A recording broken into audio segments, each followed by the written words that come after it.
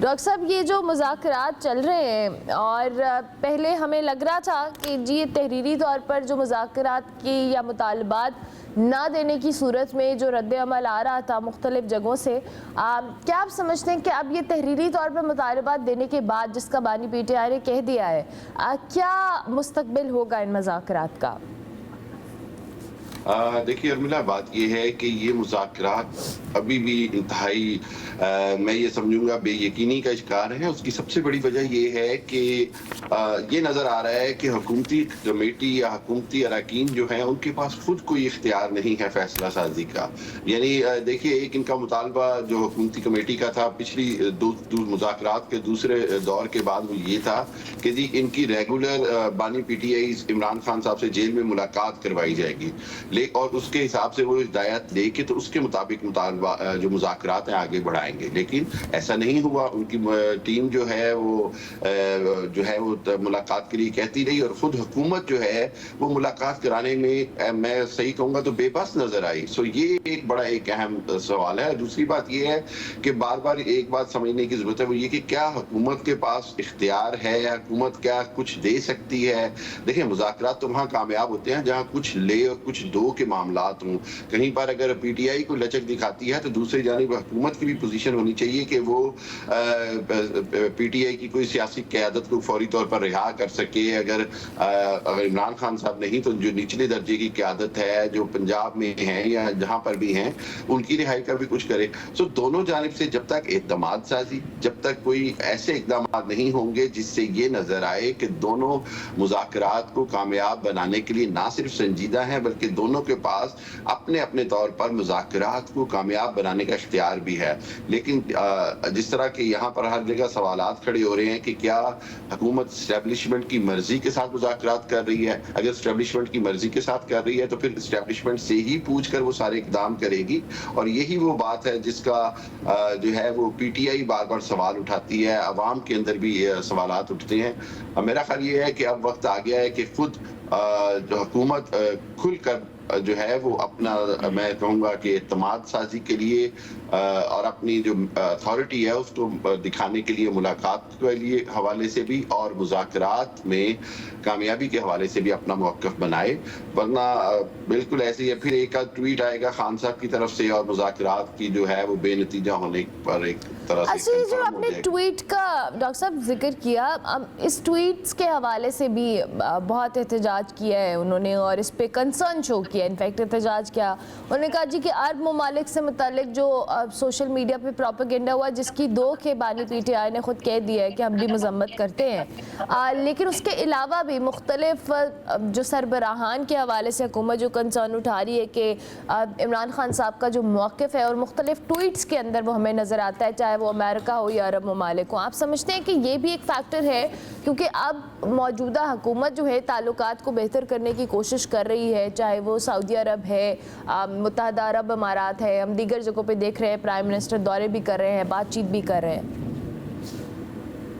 ایک جانب تو یہ تاثر ہے کہ حکومت اس مذاکرات پر آمادہ ہی اس لیے ہوئی کہ وہاں پر اس پر ایک بین الاقوامی دباؤ ہے، چاہے وہ امریکہ میں آنے والی تبدیلی کے حوالے سے ہو، چاہے وہ 20 جنوری تک صدر ٹرمپ کی صدارت سنبھالنے کے حوالے سے ہو یا اور حوالے سے ہو۔ تو دوسری جانب یہ ہے کہ حکومت اگر یہ کہتی ہے کہ جی وہ جو بانی پی ٹی آئی ہیں یا پی ٹی آئی جو ہے وہ اس طرح کی تنقید نہ کرے، تو جو ملکی مفاد کے خلاف ہو اس کے اوپر تو میرا خیال ہے کہ پی ٹی آئی کو خود بھی احتیاط کرنی چاہیے۔ پاکستان کی سیاست کا جو میں بدقسمتی کہوں گا کہ جو گند ہے وہ ہم باہر تو نہیں ہم دھو سکتے، یا وہ انگریزی میں جو محاورہ ہے کہ ڈرٹی لانڈری ہم باہر تو نہیں اپنی واش کریں گے۔ تو یہی حوالہ ہے، اس حوالے سے تو پی ٹی آئی کو احتیاط بھی کرنی چاہیے اور خود اس میں حکومت کا موقف بھی ٹھیک ہے۔ لیکن جو بنیادی بات ہے وہ یہ ہے کہ یہ جو تاثر ہے کہ پی ٹی آئی کے ساتھ جو مذاکرات پر حکومت کی آمادگی ہے، اس کی بنیادی وجہ یہی ہے کہ خود حکومت حکومت چاہتی ہے کہ بجائے اس کے کہ اس کے اوپر کوئی بہت بڑا دباؤ آئے اور یہ تاثر آئے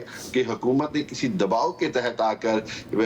بانی پی ٹی آئی کو رہا کیا ہے یا پی ٹی آئی کی لیڈرشپ کو رہا کیا ہے، وہ یہ تاثر دینا چاہتے ہیں کہ خود حکومت اور پی ٹی آئی کے مذاکرات کی کامیابی کی صورت میں یہ رہائی یا جو بھی آگے کا لائحہ عمل ہے طے پایا گیا ہے۔ یہ تاثر کی جب ڈاکٹر صاحب آپ بات کر رہے ہیں، لیکن تاثر تو یہ بھی جا رہا ہے کیونکہ ہم سینیٹر عرفان صدیقی کا بھی میں کل کوٹ کر رہی تھی کہ وہ بار بار کہہ رہے ہیں جی کہ ہمیں تو جو آرڈر آئیں گے ہم اسی کے مطابق مذاکرات کو آگے لے کے چلیں گے۔ پھر تاثر تو اس سے بھی مذاکرات کو لے کے بڑے کنسرنز یا سوالات اٹھتے ہیں، اور خود تحریک انصاف بھی چاہتی ہے کہ جی اسٹیبلشمنٹ بھی اس مذاکرات کی ٹیبل پہ بیٹھے جہاں پر یہ حکومت کے ساتھ مذاکرات کہہ رہے ہیں، جس کا اسد کیسر صاحب نے بھی ذکر کیا ہے۔ تو یہ جو اسٹیبلشمنٹ کی انوالومنٹ کے حوالے سے اور کھل کر انوالومنٹ کے حوالے سے بات کر رہے ہیں، آپ سمجھتے ہیں پھر یہ تاثر بھی کسی طور پہ ٹھیک نہیں ہوگا؟ دیکھیے، میں تو اس کو سمجھتا ہوں کہ یہ بدقسمتی ہے، یہ حکومت کی طرف سے اعتراف ہے اپنی کمزوری کا، اپنی بے بسی کا۔ اچھی بات ہے کہ تمام سٹیک ہولڈرز، چاہے وہ اسٹیبلشمنٹ ہو، حکومت ہو، اپوزیشن ہو، پاکستان کے معاشی اور سیاسی استحکام کے لیے اگر مل کر اکٹھے ہو کر اسٹیبلٹی لانے کے لیے اگر وہ چاہتے ہیں کہ یہ مذاکرات کامیاب ہوں تو اس سے اچھی کوئی بات نہیں ہے۔ لیکن وہیں حکومت کی جانب سے، چاہے وہ عرفان صدیقی صاحب کا سٹیٹمنٹ ہو، رانا ثناء اللہ صاحب کی اشارے کنائیوں میں بات ہو یا طاہر صاحب کی بات ہو، ان سب کی طرف سے یہ اعتراف کرنا کہ وہ اسٹیبلشمنٹ یا کسی تیسری قوت کے کہنے پر یہ مذاکرات کامیاب ہوں گے یا انہی کی جو مدد ہے اسی کے ساتھ ہی مذاکرات کامیاب ہوں گے، تو یہ تو میں سمجھتا ہوں کہ خود حکومت کی جانب سے اپنی اتھارٹی نہ ہونے کا اعتراف ہے۔ اور اگر اتنی ہی صورتحال ہے تو پھر تو ہمیں وہ پی ٹی آئی کی جو ماضی میں بات ہے وہ ٹھیک نظر آتی ہے، جس میں پی ٹی آئی بار بار کہتی تھی کہ ہم حکومت سے مذاکرات اس لیے نہیں کرتے کہ یہ بے اختیار حکومت ہے اور مذاکرات تو صرف اسی سے کریں گے جو اصل طاقت کا محور ہے۔ تو اس حوالے سے تو پھر پی ٹی آئی کا موقف جو ہے وہ درست ثابت ہو رہا ہے۔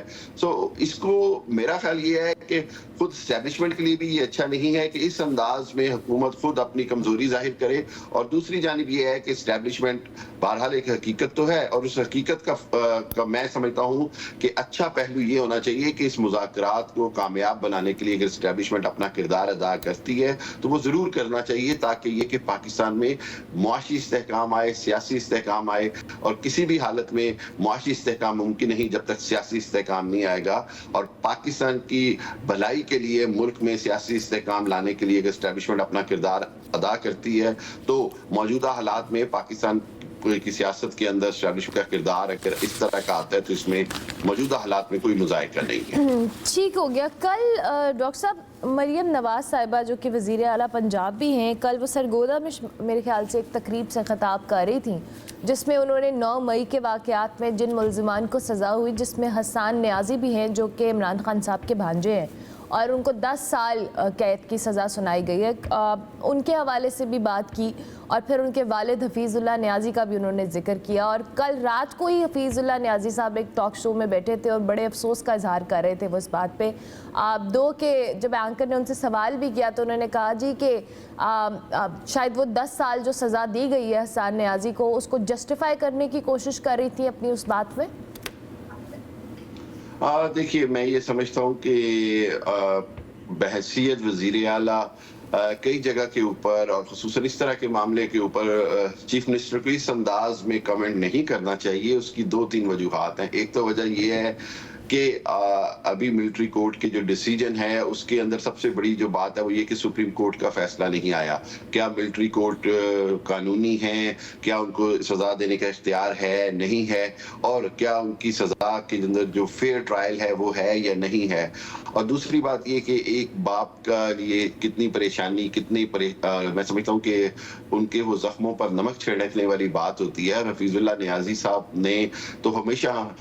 میں سمجھتا ہوں کہ اینٹی پی ٹی آئی رہے ہیں، عمران خان کے مخالف اور بڑے ناقد رہے ہیں۔ اس کے باوجود اگر ان کے بیٹے نے اپنی نظریات کے حوالے سے پی ٹی آئی کا ساتھ دیا تو اس کے اندر باپ بیٹے کو اس انداز میں ایک ہی جگہ پر تنقید کا نشانہ بنانا جو ہے وہ میں سمجھتا ہوں کہ بلو دی بیلٹ ہے، اور اس طرح کی جو سیاست یا اس طرح کے جو بیانات ہوتے ہیں اس سے میڈیا کے اندر اور میڈیا کے جو لوگ ہیں ان کے اندر ایک بے چینی پھیلتی ہے۔ میرا خیال یہ کہ بحیثیت وزیر اعلیٰ ان کو احتیاط کرنی چاہیے، دیکھنا چاہیے کہ ان کے جو بیان ہے اس سے ان کو پولیٹیکل فائدہ ہو رہا ہے یا نقصان ہو رہا ہے۔ آپ اپنی پاپولیرٹی کو مزید خراب کرتے ہیں اس طرح کے بیانات دے کے، اس سے بہت بہتر ہے کہ آپ کسی بھی ایسی چیز کو جسٹیفائی نہ کریں جس کا آپ کے پاس اختیار نہیں یا جس کو آپ کے پاس جس کا علم نہیں ہے۔ سو میرا خیال یہ ہے کہ حفیظ اللہ نیازی صاحب کا اس کے اوپر دکھ کا اظہار کرنا جو ہے وہ ایک نیچرل چیز تھی، اور اس کے اندر کوئی ایسی بات نہیں کہ انہوں نے بالکل ایک باپ کی حیثیت سے دکھ کا اظہار کیا، جبکہ وہ خود پی ٹی آئی کے بہت بڑے ناقد ہیں۔ بالکل ٹھیک ہو گیا۔ پیپلز پارٹی اور مسلم لیگ نون، پیپلز پارٹی نے اب جو